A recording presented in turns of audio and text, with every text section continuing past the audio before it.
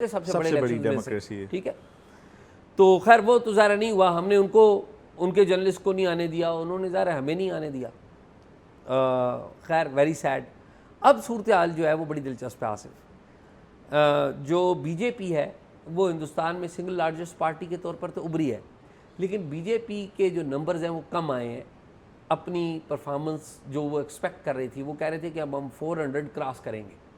ठीक है, 543 तकरीबन उनकी लोकसभा, जो हमारी जिस तरह कौमी असम्बली है उस तरह उधर लोकसभा है, हमारी सेनेट जो है उधर राज्यसभा है।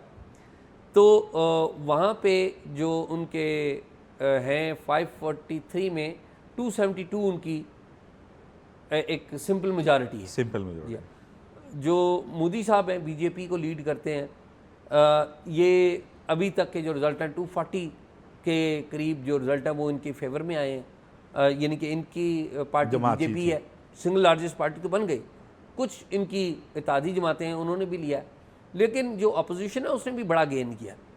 जो सबसे बड़ा अपसेट हुआ है वो हुआ है यूपी में, उत्तर प्रदेश। यूपी का हमारे यहाँ चूँकि हम पाकिस्तान में हिंदुस्तान के हवाले से ज़्यादा हम जानते हैं महाराष्ट्र को, मुंबई को जानते हैं, वहाँ पे फिल्म एक वो है, क्योंकि यहाँ पर लोग हिंदुस्तान की फिल्म बड़ी देखते हैं। तो लेकिन यूपी बड़ा अहम है पूरे हिंदुस्तान के इलेक्शन में। मैं मोटी सी पाकिस्तान के साथियों को या हिंदुस्तान वाले हैं वो उनको भी दिलचस्पी होगी कि पाकिस्तान में जिस तरह पंजाब का इलेक्शन पूरे मुल्क को अपसेट कर सकता है, उसी तरह यूपी का जो इलेक्शन है वो हिंदुस्तान के ओवरऑल इलेक्शन पे बड़े असरार डालता है। और यूपी के इलेक्शन में समाजवादी पार्टी जो है, ये अपोजिशन है बीजेपी की, ये आगे गई है। इनकी समाजवादी पार्टी अखिलेश यादव है, वो उसके हेड हैं। इनकी अहलिया हैं डिम्पल यादव, उन्होंने इलेक्शन लड़ा है और वो लीड अभी तक हैं वो ले रही हैं। कांग्रेस ने भी कुछ नंबर लिया, लेकिन समाजवादी पार्टी ने जो यूपी में नंबर लिया that is very interesting. Maharashtra की अगर बात करें तो वहाँ पे भी बड़ी इंटरेस्टिंग सूरत हाल थी। बीजेपी ने महाराष्ट्र में, आपको याद हो, बाल ठाकरे एक बड़े हिंदुस्तान के एक ऐसे मज़हब प्रस्त और नेशनलिस्ट लीडर थे, पाकिस्तान के बारे में और मुसलमानों के बारे में भी ऐसी बातें कर जाते थे, सख्त बयान दे देते थे। तो उनके बेटे हैं उदय ठाकरे, और उदय ठाकरे अब वहाँ पर शिवसेना के ज़ाहिर है वो को देख रहे हैं। लेकिन बीजेपी ने शिवसेना के दो फैक्शंस जो हैं वो बन गए, तो एक फैक्शन को अपने साथ मिला लिया था, तो वो भी एक बड़ा इंटरेस्टिंग था। लेकिन मोटी बात यह है कि भारत में जो अगले प्राइम मिनिस्टर हैं अभी तक वो तो मोदी ही हैं, नज़र आ रहे हैं। लेकिन मोदी इतने ज़्यादा ताकतवर प्राइम मिनिस्टर नहीं होंगे जितने पहले थे, क्योंकि जो उनकी इत्तेहादी जमातें हैं उनका ज़्यादा रोल होगा। तो अब जो मोदी साहब हैं वो प्राइम मिनिस्टर, भारत के प्राइम मिनिस्टर के तौर पे शायद आएंगे सामने। लेकिन मुझे जो है ना इसमें दो ख्यालात, या पाकिस्तान की जो खारजा अमूर के माहिरीन हैं उनसे जो मेरी बातचीत हुई है, तो वो दो तरह के ख्यालात बयान करते हैं, और मैं आपको बताऊंगा कि मैं किस ख्याल के साथ हूँ। जो खारजा अमूर के माहिरीन हैं हमारे, जो देखते हैं इन सारी चीज़, उनका दो ख्यालात हैं। एक ख्याल ये है ज़्यादातर लोगों का कि भारतीय जनता पार्टी के सरबराह जो मोदी साहब हैं वो ज़्यादा सख्त होंगे पाकिस्तान के बारे में और रीजन के बारे में, और वो पाकिस्तान के साथ दोस्ती की बात आगे नहीं बढ़ाएंगे। वो हिंदुस्तान में जो हिंदू जो माइंडसेट है, यानी कि हिंदुत्वा का जो आइडियोलॉजी है वो उसको लेके आगे बढ़ेंगे, क्योंकि यही उनकी लेगेसी है। ठीक है, दूसरी थिंकिंग ये है कि नहीं, जो नरेंद्र मोदी साहब हैं वो ऐसा नहीं करेंगे, बल्कि अपनी लेगेसी छोड़ के जाएंगे जिसमें वो खित्ते में हालात बेहतर करेंगे।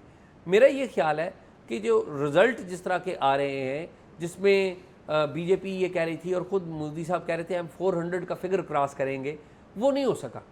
मुझे लगता ये है कि अब अमली तौर पे जो वोटर है उसने एक साइलेंट अंदाज में मोदी साहब को या उनकी जमात को बताया है कि हम भारत को उस सतह पर नहीं लेके जाना चाहते जिस तरह शायद ये सोचते हैं। और ये बात खुद भी शायद मोदी साहब को समझ में आएगी। और मोदी साहब, मेरा ये ख्याल है कि वो दुनिया की एक बड़ी डेमोक्रेसी के सरबराह हैं, उनकी ख्वाहिश यही होगी, जो मुझे लगता है, मेरी खुशफहमी है, वो करेंगे क्या मुझे नहीं पता, मुझे लगता है ये है कि वो ना सिर्फ पाकिस्तान के साथ बल्कि चीन के साथ भी अच्छे ताल्लुकात बनाएंगे, और रीजन में जहाँ पर बाकी उनके मफादात हैं, और अपने मफादात के लिए, ये नहीं कि हमारी मोहब्बत के लिए, अपने मफादात के लिए, हिंदुस्तान के मफाद के लिए वो बेहतर ताल्लुकात बनाएंगे और चीज़ों को आगे बढ़ाएंगे। तो ये मेरी थिंकिंग है। और मैंने आपको बता दिया कि हमारे डिप्लोमेट्स दो तरह के ख्याल रखते हैं। ज़्यादातर का ख्याल ये है कि वो अपना जो सेकुलर इंडिया का या लिबरल इंडिया का जो कॉन्सेप्ट है, जिसको मोदी साहब डैमेज कर रहे थे, उसको आगे बढ़ाएंगे और डैमेज करते रहेंगे, और हिंदू जो थिंकिंग है, अपनी रिलीजियस थिंकिंग, उसको आगे बढ़ाएंगे। लेकिन मैं इस ख्याल से सहमत नहीं रखता, मेरी दूसरे नुक्ता नज़र से ज़्यादा कुर्बत है। तो ये अभी तक की वहाँ पर सूरत हाल है। लेकिन ना इसमें एक छोटी करिए बात, आप बात करें, इसमें ना सिग्नल क्या है जो हमारे पढ़ने के सिग्नल। एक तो ये कि अब जब प्राइम मिनिस्टर बाज़ाब्ता तौर पे अनाउंस होते हैं, तो एक ये देखना ये है कि पाकिस्तान यानी पाकिस्तानी क़यादत जो है, प्राइम मिनिस्टर शहबाज शरीफ, वो किस तरह से रिस्पॉन्ड करते हैं मोदी साहब को। दूसरी रीडिंग की चीज़ क्या है कि मोदी साहब अगर इलेक्शन ओथ टेकिंग सेरेमनी करते हैं, और याद होगा कि लास्ट टाइम भी ओथ टेकिंग सेरेमनी में उन्होंने सार्क ममालिक के सरबराहान को बुलाया था, अगर वो प्राइम मिनिस्टर शहबाज शरीफ को बुलाते हैं, जो मोस्ट लाइकली ये है, इम्कान ये है, तो क्या शहबाज शरीफ साहब जाएंगे? आपको याद होगा कि लास्ट टाइम नवाज शरीफ साहब जब हुकूमत में थे 2014 में, तो नवाज शरीफ साहब को उस वक्त के ISI चीफ ने एक मीटिंग में मना किया था। अप्रैल 2014 में एक मीटिंग हुई थी, तो ज़हीरुल इस्लाम ISI चीफ थे, जनरल रहीद शरीफ आर्मी चीफ बन गए हुए थे, तो इन्होंने मना किया था और नवाज शरीफ साहब गए थे। तो ये दो रीडिंग की चीज़ है।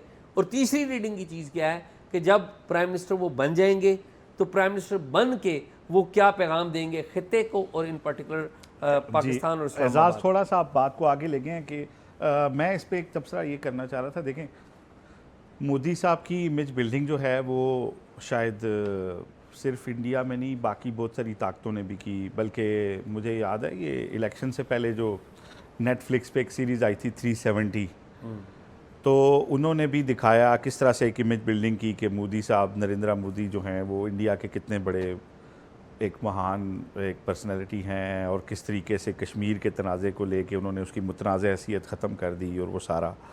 लेकिन मेरा ख़्याल है कि इंडिया के जो वोटर्स हैं उन्होंने रिस्पांस दिया है इन सारी चीज़ों को, और इसको माइंड किया है। उनके जो नताइज हैं वो ये बताते हैं कि जो इंडिया के अंदर अक़लियतों को, बिलखसूस मुसलमानों के साथ उन्होंने जो वहाँ पे कानून लाए कि शहरियत के हवाले से, उसको लोगों ने माइंड किया। फिर जो आर्टिकल 370 था कश्मीर के अंदर, जो एक मुतनाज़ हैसियत थी, वो जिस तरीके से उन्होंने उसमें एक उसके ऊपर चढ़ दौड़े और उसको इंडिया का हिस्सा करार दिया, तो लोगों ने इसको माइंड किया।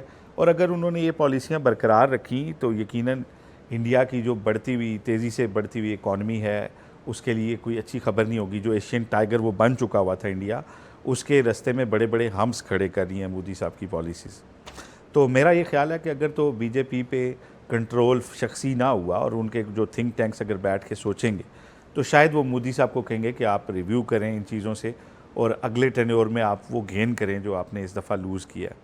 और वो जो 400 से ऊपर जाने वाली आपकी कैलकुलेशनें थी, वो सारी गलत साबित इसलिए हुई हैं कि लोग उस फ्रेम में चीज़ों को नहीं देख रहे और आपके बहुत सारे स्टेप्स को माइंड करते हैं। दूसरी जो बात आप कर रहे हैं, अब अगर वो आपको याद होगा कि जब इमरान खान साहब वज़ीर-ए-आज़म बने थे तो उन्होंने मोदी साहब के ऊपर पर्सनल क्रिटिसिज्म भी किया था। उन्होंने कहा था एक चाय वाला बन गया है और ये वो।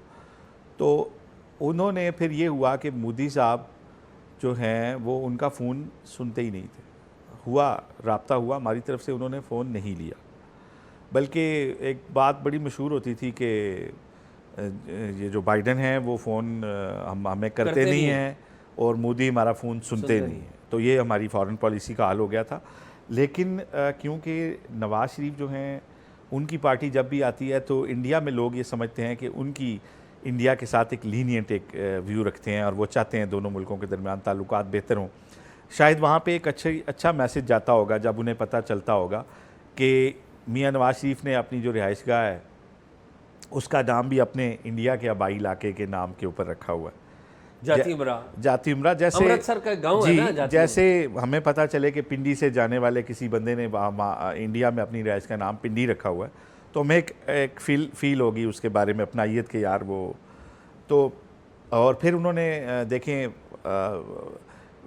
वाजपेयी ये मोदी साहब अफ़गानिस्तान से वापसी पे मियाँ साहब के दौर में उनकी एक कॉल पे लैंड हो गए थे और सिक्योरिटी सारा उसको नज़रअंदाज करते हुए हेली पे उनके घर आए और बड़ा उस वक्त प्रोपेगेंडा किया गया कि इनके पास वीज़े क्यों नहीं थे और ये। और बाद में जब अपनी हुकूमत आई पीटीआई की तो फिर वो फ़ोन भी नहीं सुनते थे, ठीक है ना। तो खैर ये बात लंबी हो जाएगी, लेकिन एजाज, लेकिन मैं इसमें आपने बड़ी ना दिलचस्प लेकिन बात मैं कर दी है जी मैं ये समझता हूँ एजाज एक अगर उन्होंने दावत दी तो मेरा ख्याल है वज़ीर आज़म पाकिस्तान ज़रूर जाएंगे कि ख़ित्ते को फ़ायदा होगा अगर दोनों मुल्क आपस में कुछ चीज़ों के ऊपर सेटलमेंट करते हैं, कश्मीर को ज़हन में रखते हुए। ऐसा नहीं है कि कश्मीर को नज़रअंदाज करके, तो बहुत सारे एवेन्यूज़ खुलेंगे। आसिफ मैं क्विकली, क्योंकि आपने बात इतनी खूबसूरत पैराए में की है ना, तो मैं कहता हूँ कि एक कॉन्टेक्स्ट बताना हमें बहुत ज़रूरी है।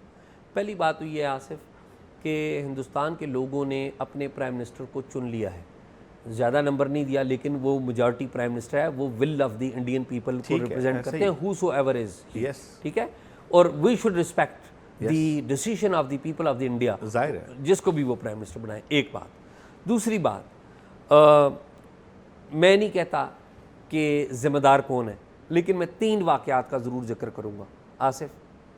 सबसे पहले नवाज शरीफ साहब और वाजपेयी साहब ने हाथ मिलाया, वाजपेयी साहब पाकिस्तान में आए तो जवाब में कारगिल हो गया और वहाँ पे खड़े होकर हाथ मिलाया जिसे तकसीम की जगह कहा जी, जाता है, मीनार पाकिस्तान, मीनार पाकिस्तान, जहाँ तकसीम की करारदाद, वहाँ पे तो उसे तकसीम की करारदाद ही